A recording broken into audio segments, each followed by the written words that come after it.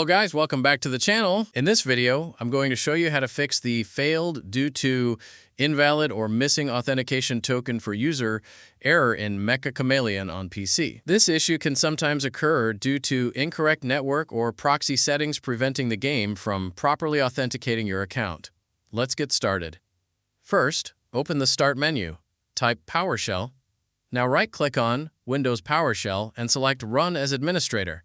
If prompted by User Account Control, click Yes.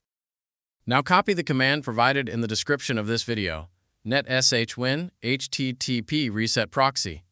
Paste the command into the PowerShell window. Press Enter. Windows will now reset the winhttp proxy configuration to its default settings. Wait for the command to complete successfully. Once the command has finished running, close PowerShell. Now launch MECCHA CHAMELEON again and check if the authentication error has been resolved. The failed due to invalid or missing authentication token for user error should now be fixed, and you should be able to launch and play MECCHA CHAMELEON normally.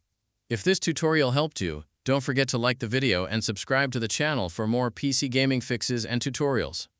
Thanks for watching, and I'll see you in the next one.